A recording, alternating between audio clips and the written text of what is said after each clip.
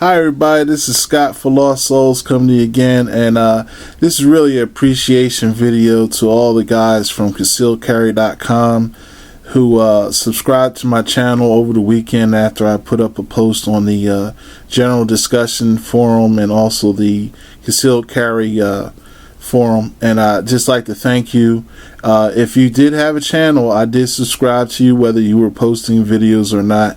If you were a new subscriber, I believe I couldn't subscribe to you for some reason. I think you have to set up your account in some way or whatnot. But when you do start posting videos, I'll check periodically, and then I'll subscribe you when I'm able to.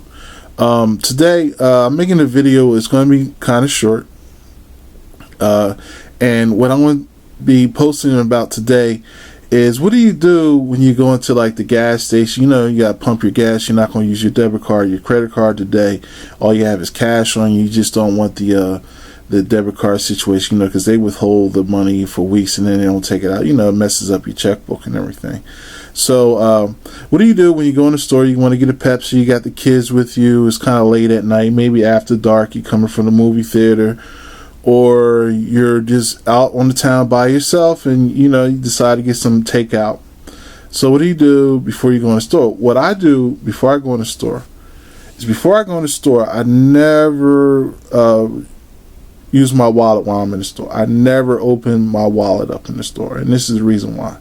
When you open your wallet up in the store, a lot of thieves, because they don't have the heart, or that's just not their method to actually rob a convenience store, because, you know, a lot of convenience stores nowadays actually clerks have guns and the owners have guns. So what they'll do is they look for a victim that walks into the store that they can actually look through the window of the store, or while they're in the store, actually stand behind you or to the side of you and look to see what the contents of your wallet. If you have credit card, you can still carry the driver's license, whatever. And then, you know, my wallet is empty right now because, you know, first of the month blue, that's the black hole of a working man's wallet. You know, but so what I do before I go in the store is I actually, whatever I estimate I'm going to spend when I'm in the store, I will actually have it in my left pocket. Why? The reason why I'll leave it in my left pocket, if I know I'm going to spend under $10, I will grab a $10 bill out of my wallet and I will put it in my left pocket. And the reason why is just like I stated earlier, I do not want them to see inside my wallet. If whether I have anything or not, I don't want to have them see my credit cards. I don't want to see them anything of interest other than this $10 bill that I want to hand over the counter. And something else is important. This is a new trend in robberies. Is now there's a lot of strong arm robberies going on. A lot of young guys that are like 14, 15 years old, they go in packs and they'll send 2 kids in the store while the rest wait outside. And what they'll do is when you come into the store, they will actually stand behind you and wait for you to open your wallet to pay the clerk. And then they will actually punch you in the head. That's right. They will punch you in the head and they will knock you out, or in the attempt to knock you out. So that's why it's important not to have something like this showing. Even if it's a $10 bill, what you do, if somebody's actually in the store with you and you're suspicious of them, I don't care if, you know, what it is. If you're suspicious, if that yellow light's on, that yellow light is on for a reason. If the red light's on, you know what's going on. So if you know somebody's standing on the side on the counter, it doesn't really look like they have anything they want to purchase, you know, you might think, well, they're buying cigarettes or whatever over the counter. What you do, if you face them, you pull the money out of your left hand pocket, while your draw hand is actually free, and actually your defense hand if you're right-handed, or vice versa if you're left-handed, and you face the person and you talk to them. You look them in their face. A lot of thieves do not want you to recognize who they are. And if they know you got a good picture of their face, they will not try to hit you. They will not try to rob you. You know, now some of the bold ones, the ones on drugs, on meth, on some crack, or some of that new zombie stuff, pharmaceutical grade zombie elixir, you know, they may try to attack you. But you will be prepared because, one, you have your right hand or your left hand available where you can actually punch or defend yourself or push them away. My technique, I always push somebody away before I punch them. It's just more effective. You get them off balance and everything. You can pretty much do whatever you want. Then basically, you can hand the teller over the money over the counter, and the teller just put the change right in your hand. He's not going to question you why you're not looking at me. He's not worried about it. He's just trying to get to the next person in line.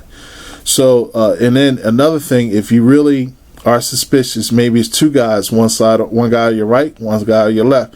You're afraid they actually hit you. Either you can just back out and walk out the store. Again, you have a concealed carry. You know what to do after that. Or if you want to play a game sometimes, but I used to play all kinds of games when I was living in the hood with people.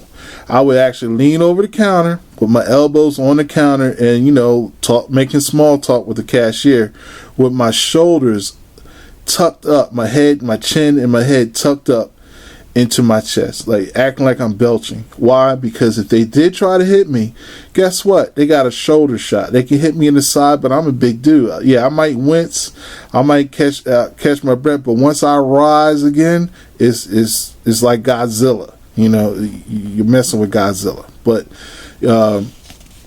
like I said again, if you guys are going in a store, less desirable area, or after dark, or you're just by yourself, or even during the day, a lot of thieves nowadays, they don't care what time of day it is, they'll rob you, especially if they're on drugs. They have no common sense if they're on drugs. So what you do is you make sure you keep your money. You get your money out of your wallet before you go to the store, make an estimate of what you're going to spend. Grab it out of your wallet, put it in your left-hand pocket. And also, if you're a type person that's kind and generous, have a heart. In the name of Christianity, what do you call it? Samaritan. You're a good Samaritan. You don't have to be a kind and generous person just because you're Christian. Because there's a lot of Christian people just plain stingy, but or just uncaring and unloving. Some. But anyway, I'm not going to talk about it. But if you have a couple bucks that you have to spare for them, fine. Put $2 in your pocket, and keep it in your left pocket or your weak hand pocket. So that when they ask, you don't even have to look down into your pocket. You don't have to look down in your wallet because they're waiting for you. Some people, the thieves, are actually waiting for you to take your eyes off of them. So what this will actually allow you to do is actually reach in your pocket while you're looking at, are you okay? You're hungry, huh? Okay, how about I buy you something to eat instead of giving you money? How about that? Because a lot of guys that basically just want money, if you offer them food, they're going to say no. And that way, they're buying drugs. And you did your duty. You offered to feed them, or buy them a drink of water, a couple bottles of water, or keep bottles of water in your car and give it to them.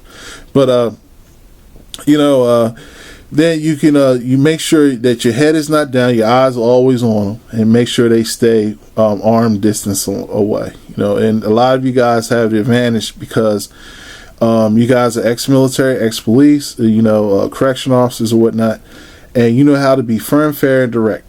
That means look them in the face, look them in the eye, and let them know, hey, I'm not an easy mark.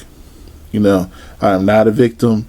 And then you basically have them keep arm distance away, and you give it to them. Take advantage of your training. Take advantage of your voice inflection. Don't turn to a guy and say, hey, man, you okay? Hey, be straight with it. Hey, man, you okay? And just let them know you're upbeat, you're alive, don't sound afraid, just say it. Because, again, you have the advantage. When you conceal carry, you have a secret weapon. You have an equalizer that they don't even have a clue that you have. And you can use it to your advantage. You have to use the right kind of things, just the right kind of mindset. But, again, thank you. God bless you. This turned out to be a little longer than I anticipated, but God bless you. Be safe. And again, like I said, keep the money in your weak hand pocket and be prepared. All right? God bless you. Love you. In Jesus' name, amen.